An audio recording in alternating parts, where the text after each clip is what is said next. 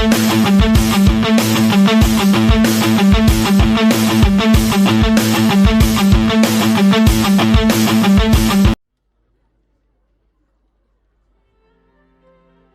हूं आर के सुमन। आप देख रहे हैं समाचार विश्लेषण को। समाचार विश्लेषण पर मैं आज आपको बताऊंगा कि भारत में मॉब लिंचिंग की जो घटनाएं हैं वे क्यों घटती हैं और उसके निराकरण के लिए सरकार को क्या करना चाहिए और देशवासियों को क्या करना चाहिए, उसी विषय में मैं आज आपको बताऊंगा कि मॉब लिंचिंग एक बहुत बड़ी समस्या है। तो उसी विषय में आपने यदि हमारे चैनल को अब तक सब्सक्राइब नहीं किया होगा तो सब्सक्राइब करें और पूरी जानकारी के लिए पूरे वीडियो को आप अच्छी तरह से देखें और उस समस्या के निराकरण के लिए आप भी प्रयास करें। तो दोस्तों, आपने देखा होगा कि मॉब लिंचिंग भारत में बहुत ज़्यादा घटित हो रही है। इसके लिए जो हमारे आरएसएस के प्रमुख हैं मोहन भागवत ने कल कहा था कि मॉब लिंचिंग जो है हिंदू समाज और सनातन रीति रिवाज में वह नहीं आता है और इसलिए हिंदू समाज मॉब लिंचिंग का समर्थन नहीं करता है। और जो लोग यह लगा रहे थे आरोप कि हिंदू समाज में जब से यह सरकार आई है मॉब लिंचिंग घटनाएं घटी हैं, तो ऐसा नहीं है। तो इसी विषय में उन्होंने कहा और इसके बाद जो है ओवैसी ने कहा कि यह जो है सो वह दिखावे की बातें हैं, वे चूँकि चुनाव है इस कारण से ऐसा बोल रहे हैं। ये ओवैसी के कथन में है। दूसरा है कि मायावती ने कहा कि मुंह में राम बगल में छुरी वाली कहावत को उन्होंने चरितार्थ किया है, लेकिन ऐसा नहीं है। दरअसल क्या है कि मॉब लिंचिंग एक सवाल है। मॉब लिंचिंग किसी भी सभ्य समाज का समर्थन नहीं करता है। सभ्य समाज के लिए वह एक अभिशाप है और वह एक विकृति है, मानसिक विकृति है जो लोग करते हैं।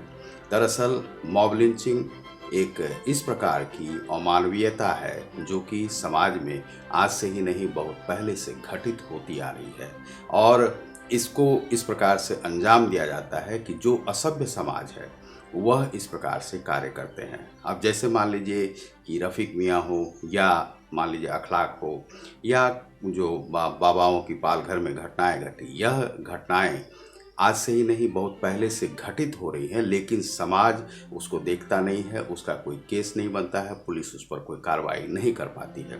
अभी हमारे सहरसा में भी इस प्रकार की घटना घटी जिसमें कि ऐसे एक चोर कह के एक व्यक्ति को मार दिया गया। उसका नाम याद आ रहा है कन्हैया कुमार था और उसे लोगों ने पीट पीट कर मार दिया। जब तक वह हॉस्पिटल गया वह मर चुका था।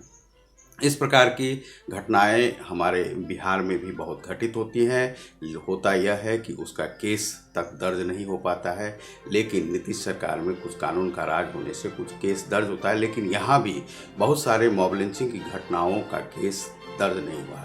मैं जब छोटा बच्चा था एक जगह खेलने जाता था, वहाँ एक भिखारी आता था और वह भिखारी गूंगा था।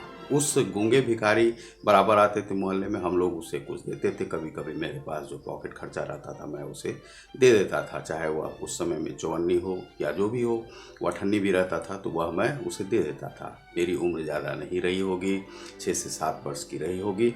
उस समय में मैंने एक परिवार को देखा जो थोड़ा सा क्रूर व्यक्तियों का परिवार था। उन लोगों ने क्या किया कि वह जो बराबर आता था तो वह मांगने लगा। वह रोटी ज़्यादातर मांगता था, तो वह जब मांग रहा था तो वह उस दिन जब आया तो उसके सीढ़ी पर वह बैठा था। तो उसके जो बुज़ुर्ग जो थे लगभग 50 वर्ष के होंगे, उन्होंने बहुत क्रूरता थी उनके अंदर। वह उसको कहा कि तुम सीढ़ी पर क्यों बैठे, और उस प्रकार से उसकी पिटाई शुरू कर दी। पिटाई करते करते उसे बहुत मार मारा और मुझे यह बर्दाश्त नहीं हो रहा था। मुझे दया भी आ रही थी और यह हमारे पड़ोस की ही घटना थी और मैं छोटा बच्चा था, मैं कुछ कह भी नहीं सकता था। और वह क्रूर परिवार का एक व्यक्ति था, जिसके बाद वह लगभग बीमार जैसा हो गया। वह उठ के वहाँ से जा नहीं पाया और एक दिन मतलब दूसरे तीसरे दिन उस व्यक्ति की मृत्यु हो गई। वह गूंगा था, बहरा हो करके कुछ बात करता था, तो वह इस प्रकार से मर गया था। इसी प्रकार की घटनाएं हमारे मोहल्ले में भी, जब मैं दिल्ली से यहाँ आया था तो सुना कि एक चौक पर ही, जो यह चौक कहलाता है कास्टोला, वहाँ पर एक इसी प्रकार की मॉब लिंचिंग की घटना घटी थी। कहीं से कोई भागता हुआ एक इंसान आया, उसको लोगों ने पकड़ के पीटना शुरू कर दिया, पीट पीट कर उसे मार दिया। एक यहाँ से जब इस चौक से आगे बढ़ते हैं, वह पोखर चौक कहलाता है, वहाँ पर एक कोई भिखारी जैसा आया होगा, वह बराबर कुछ मांगने के लिए आता था। तो उन लोगों का कहना था कि यह चोर है, और उसे उन लोगों के जो समाज में 10-20 लोग थे, उन लोगों ने पीट पीट कर उसे मार डाला। इस प्रकार की घटनाएं यह हमारे दिल्ली से आने के पहले हो चुका था यह घटना यहाँ पर। उसके बाद कई घटनाएं इस प्रकार की यहाँ पर घटित होती रहती हैं। यह केवल सहरसा की ही बात नहीं है, यह अन्य जगहों पर भी इस प्रकार की घटनाएं होती हैं। वह दर्ज नहीं हो पाता है, वह रिपोर्टर वहाँ तक पहुँच नहीं पाते हैं, तो इस प्रकार से वह कार्य नहीं हो पाता है। यह किसी भी सभ्य समाज के लिए अच्छा नहीं है, यह शगुन नहीं है, यह शोभा नहीं देता है कि हम भारतीय समाज के लोग इस प्रकार का कार्य करें कि मॉब लिंचिंग की घटनाओं को अंजाम दें। कभी भी कोई मान लीजिए चोरी या चोरी का इल्ज़ाम है, जब तक उस पर साबित नहीं होता है तब तक आप इस प्रकार का कोई कर्म नहीं कर सकते, उसे तो पकड़ भी नहीं सकते, उसे जेल भी नहीं ले जा सकते। न्यायालय या कानून इसका समर्थन नहीं करता है। और यदि कोई समाज इस प्रकार से किसी पर कार्रवाई करते हुए, अब मान लीजिए कि कोई भी व्यक्ति है, अकेले ही सबको कहीं ना कहीं जाना होता है, और वह घर से बाहर निकलता है, कोई दिल्ली गया, दिल्ली के मोहल्ले में ही यदि किसी को पूछ रहा है, ढूंढ रहा है, और उसी में मॉब लिंचिंग उसका हो जाए, तो यह दुर्घटनावश इसे नहीं कहा जा सकता है। इस प्रकार से वह सभ्यता नहीं है। उसे तो पता बताना चाहिए, कहाँ घर है उसको बताना चाहिए। लेकिन मॉब लिंचिंग क्या जो है सो कानून उसको अधिकार नहीं दिया है, उसे नहीं करना चाहिए।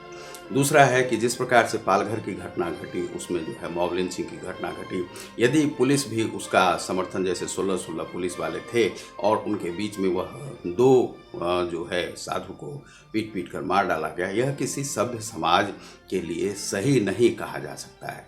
इसी प्रकार से चाहे अखलाक की जो हत्या हुई, चाहे कोई गौमांस के लिए, तो इस प्रकार से जब तक आपको पता नहीं है कि वो गौमांस है या नहीं, तब भी आपको कानून का ही सहारा लेना चाहिए। उसकी पिटाई इस प्रकार से नहीं करनी चाहिए, यह सभ्य समाज के लिए सही नहीं है। तो यह एक राजनीतिक रूप से इस प्रकार से किया जाता है, और यह इस ऐसे लोग रहते हैं जो कि गौ कसी भी करते हैं, और वही लोग इस प्रकार के क्रिमिनल्स रखते हैं, और जो लोग इसका समर्थन नहीं करते हैं उसको मार देते हैं। समाज में क्या होता है, कई बार बहुत सभ्य लोगों के ही विरोधी होते हैं।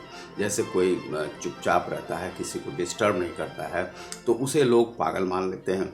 कोई कार्य कर रहा है, अपने में आध्यात्मिक रूप से है, कोई बाबा है या कुछ है, तो उसे भी लोग अकेला छोड़ देते हैं समाज में, और उसे उसके ज़मीन को हड़पने के लिए, उसके किसी परिवार को नष्ट करने के लिए, उसकी जो कमाई होती है उसको रोकने के लिए इस प्रकार से समाज में कर्म किए जाते हैं। यह सभ्य समाज के लिए अच्छा नहीं है।